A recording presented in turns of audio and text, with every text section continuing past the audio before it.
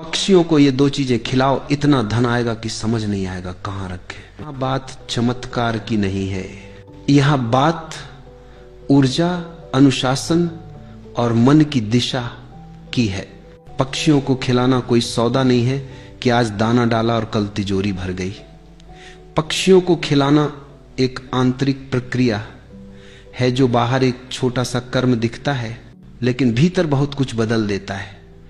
और जब भीतर बदलता है तब बाहर भी बदलना शुरू होता है। अब आते हैं उन दो चीजों पर।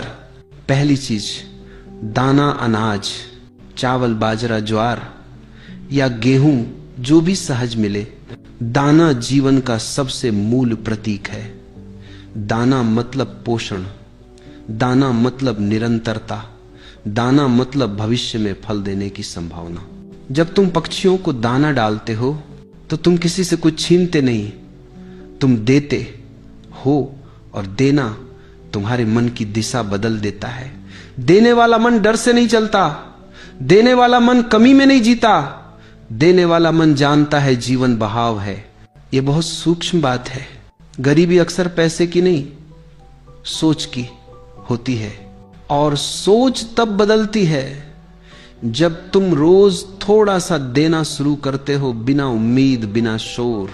जब तुम दाना डालते हो, तुम अपने भीतर यह बीज बोते हो कि मेरे पास देने के लिए है।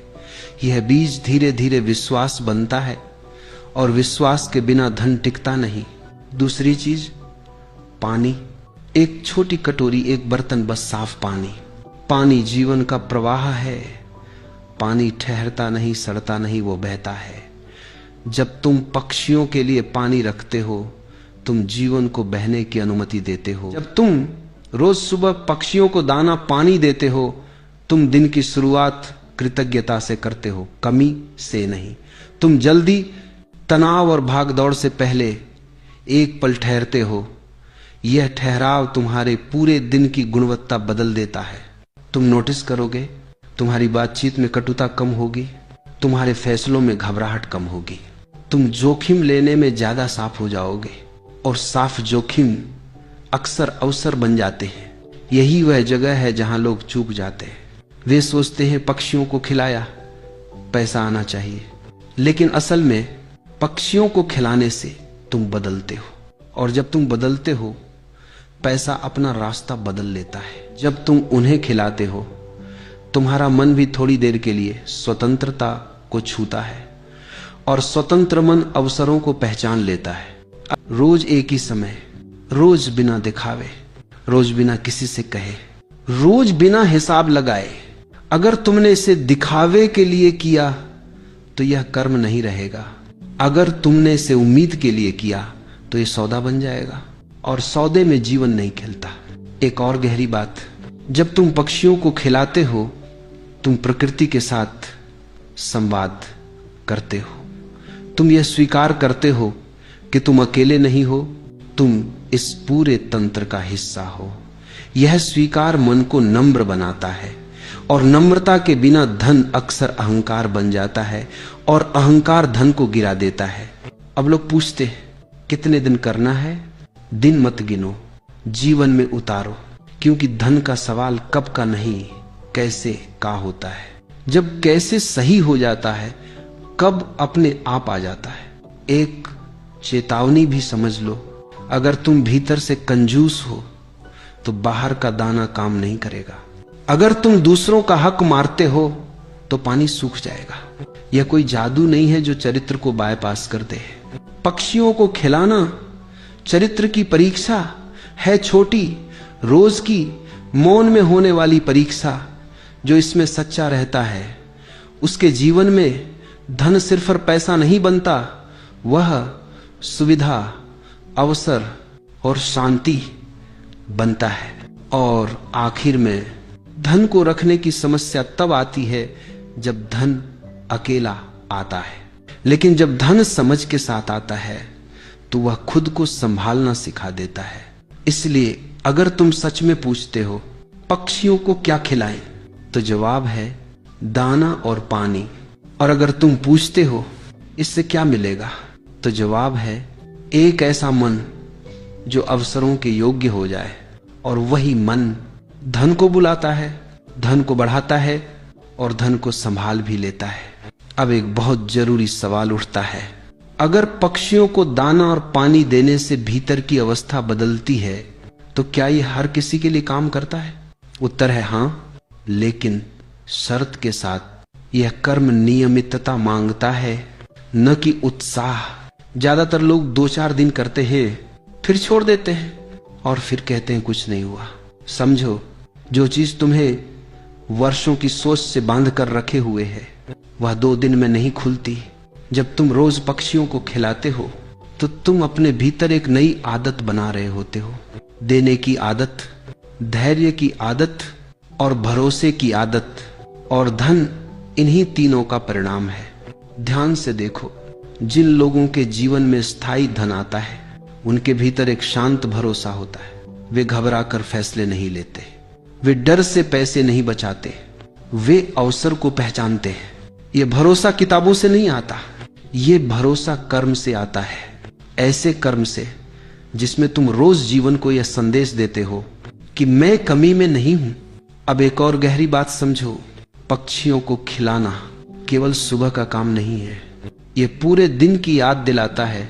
दिन भर जब तुम किसी से बात करते हो तो तुम्हारे शब्द थोड़े नरम हो जाते हैं। जब तुम सौदा करते हो तो तुम्हारा मन ज्यादा साफ रहता है। जब तुम जोखिम लेते हो तो वह अंधा नहीं होता। ये सब सीधे पैसे से जुड़ा है। धन सिर्फ मेहनत का फल नहीं है, धन स्पष्टता का फल है।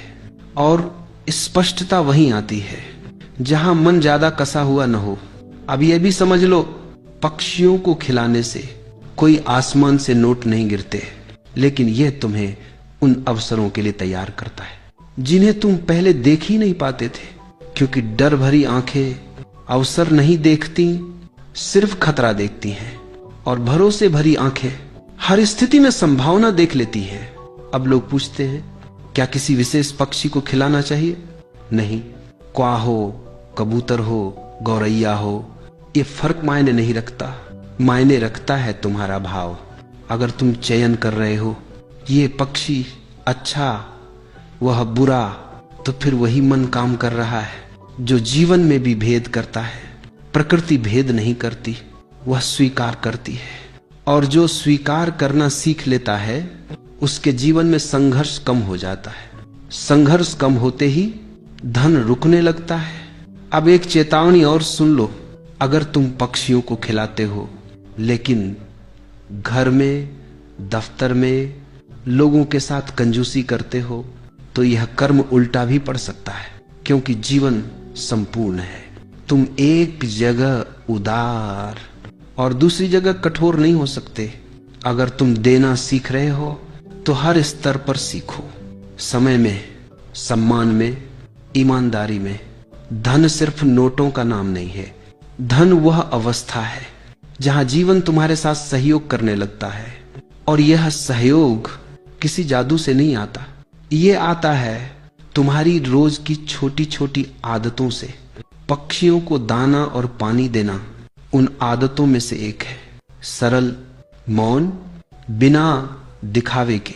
अगर तुम इसे सच में समझ के साथ जी सको तो एक दिन तुम पीछे मुड़कर देखोगे और पाओगे पैसा आया कैसे, ये याद भी नहीं, लेकिन आया जरूर। और उससे भी बड़ी बात, डर चला गया।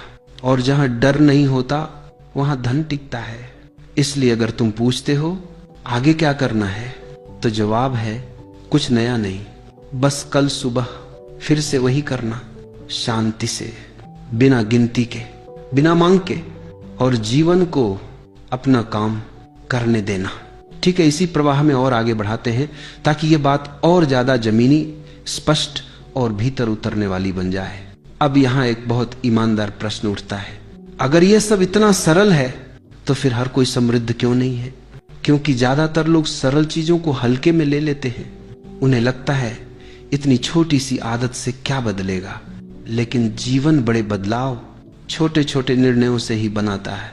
पक्षियों को दाना और पानी देना अपने आप में बड़ा काम नहीं है। बड़ा काम है हर दिन अपने मन को ये याद दिलाना कि जीवन के साथ लड़ना नहीं है, जीवन के साथ चलना है। जब तुम यह कर्म रोज करते हो तो तुम भीतर यह अभ्यास कर रहे होते हो कि सब कुछ मेरे नियंत्रण में नहीं है, लेकिन मैं जीवन का विरोधी भी नहीं हूं, और यही संतुलन समृद्धि की नींव है। ध्यान से देखो, जो लोग हर चीज पर नियंत्रण चाहते हैं वे सबसे ज्यादा परेशान रहते हैं। वे पैसा कमाते हैं लेकिन चैन खो देते हैं, और जो चैन खो देता है वह धन को संभाल नहीं पाता। पक्षियों को खिलाना तुम्हें नियंत्रण छोड़ना सिखाता है। तुम दाना डालते हो लेकिन यह तय नहीं करते कि कौन सा पक्षी आएगा, कितना खाएगा, कब आएगा। तुम बस देते हो और छोड़ देते हो। यही छोड़ना तुम्हारे भीतर का तनाव काटता है, और जहां तनाव कम होता है वहां निर्णय साफ होते हैं, और साफ निर्णय अक्सर धन की दिशा खोल देते हैं। अब इसे जीवन के एक और स्तर पर देखो। जब तुम किसी को दान देते हो और भीतर यह डर होता है कि मेरे पास कम हो जाएगा, तो यह दान नहीं है, यह डर का सौदा है। लेकिन जब तुम पक्षियों को खिलाते हो तो कोई सौदा नहीं होता, कोई लेन देन नहीं होता, कोई देखने वाला नहीं होता। यही कारण है कि यह कर्म इतना प्रभावशाली है। यह तुम्हारे भीतर निर्भय देने की क्षमता जगाता है, और जो निर्भय होकर दे सकता है वही निर्भय होकर कमा भी सकता है। डरा हुआ आदमी हमेशा आधा कमाता है, और जो आधा कमाता है वह जीवन भर कमी में जीता है। अब एक और गहरी बात समझो, पक्षियों को खिलाना तुम्हें प्रकृति के समय से जोड़ता है।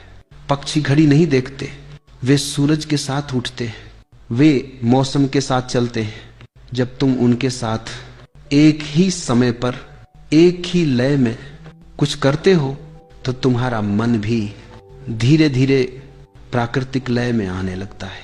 और जो व्यक्ति प्रकृति की लय में आ जाता है वह जीवन की लय भी पकड़ लेता है। ये लय कभी जल्दी नहीं करती, कभी देर नहीं करती, और इसी लय में धन आता है बिना शोर के, बिना घोषणा के। अब आखिरी बात इस हिस्से की, बहुत लोग इसे सिर्फ धन से जोड़ते हैं, लेकिन असल लाभ धन से भी पहले आता है। पहले आता है मन का हल्का होना, डर का कम होना, और भरोसे का जन्म। और जब भरोसा जन्म ले लेता है तो धन देर सवेर पीछे पीछे आ ही जाता है।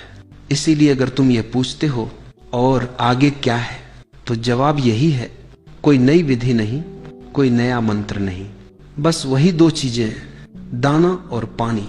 लेकिन अब और ज्यादा समझ के साथ, कम उम्मीद, ज्यादा उपस्थिति, कम मांग, ज्यादा मौन, और जीवन को अपनी गति से काम करने देना।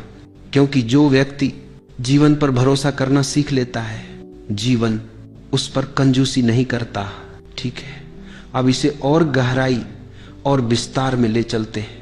यह हिस्सा वहां पहुंचता है जहां यह विषय सिर्फ पक्षियों को खिलाने तक सीमित नहीं रहता, बल्कि धन, भाग्य, कर्म और चेतना की पूरी समझ बन जाता है। अब यहां एक बहुत सूक्ष्म लेकिन निर्णायक बात समझनी होगी।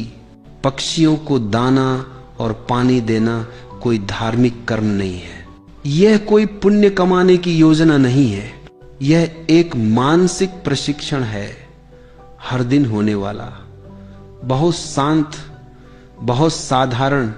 तुम्हारा मन वर्षों से एक ही डर्रे पर जी रहा है, कमी का डर्रा, डर का डर्रा।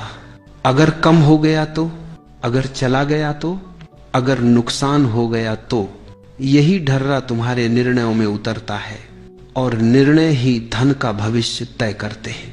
अब सोचो, जब तुम रोज सुबह उठकर पक्षियों को दाना डालते हो तो तुम अपने मन को यह संदेश दे रहे होते हो, मेरे पास है, मैं दे सकता हूं, जीवन में कमी नहीं है। यह संदेश शब्दों में नहीं जाता, यह सीधे अवचेतन में उतरता है, और अवचेतन ही तुम्हारी कमाई की सीमा तय करता है। बहुत से लोग बाहर से मेहनती होते हैं, लेकिन भीतर से वे खुद को योग्य नहीं मानते। वे कहते हैं इतना ही ठीक है, मेरे लिए इतना काफी है, ज्यादा मेरे बस का नहीं। ये सोच पैसे को आने से नहीं, टिकने से रोकती है। पक्षियों को खिलाने का अभ्यास धीरे धीरे इस भीतरी सीमा को ढीला करता है। अब एक और बात समझो, धन सिर्फ परिश्रम से नहीं आता। अगर ऐसा होता तो खेत में हल चलाने वाला सबसे अमीर होता। धन आता है समय, निर्णय और साहस से, और साहस वहां पैदा होता है जहां डर थोड़ा कम हो। जब तुम पक्षियों को दाना पानी देते हो तो तुम डर को हर रोज एक छोटा सा संदेश दे रहे होते हो, मैं तेरे अनुसार नहीं चलूंगा। ये संदेश बहुत हल्का है लेकिन रोज का है, और रोज का हल्का अभ्यास भारी डर को भी एक दिन कमजोर कर देता है। अब यह भी समझो, धन उन लोगों के पास ज्यादा देर तक टिकता है जो अकेलेपन से नहीं डरते, क्योंकि बड़े निर्णय अक्सर अकेले लेने पड़ते हैं। जब तुम पक्षियों को खिलाते हो तुम यह कर्म अकेले करते हो। कोई ताली नहीं, कोई प्रमाण नहीं, कोई प्रशंसा नहीं। यह तुम्हें भीतर से स्वतंत्र बनाता है। जो व्यक्ति प्रशंसा पर निर्भर है वह धन पर भी निर्भर रहेगा, और निर्भरता समृद्धि की दुश्मन है। अब इसे एक और स्तर पर देखो, पक्षी तुम्हारे सामने कुछ मांगने नहीं आते, वे आदेश नहीं देते, वे बस आते हैं और जो मिलता है ले लेते हैं। उनमें लालच नहीं है, उनमें डर नहीं है, उनमें भविष्य की चिंता नहीं है। जब तुम उन्हें देखते हो तुम्हारा मन अनजाने में उसी अवस्था को छूता है, और वही अवस्था धन को सहज बनाती है। ध्यान से समझो, जिन लोगों के पास पैसा आता है और चला जाता है उनके भीतर या तो बहुत डर होता है या बहुत लालच, और जिनके पास पैसा आता है और रुक जाता है उनके भीतर सहजता होती है। सहजता अभ्यास से आती है, और यह अभ्यास पक्षियों को दाना पानी देने से बहुत सरलता से शुरू हो जाता है। अब एक और महत्वपूर्ण बात, इस कर्म में समय बहुत अहम है। सुबह का समय नया चक्र शुरू करता है। सुबह जो भाव लेकर तुम दिन शुरू करते हो वही भाव पूरे दिन की दिशा तय करता है।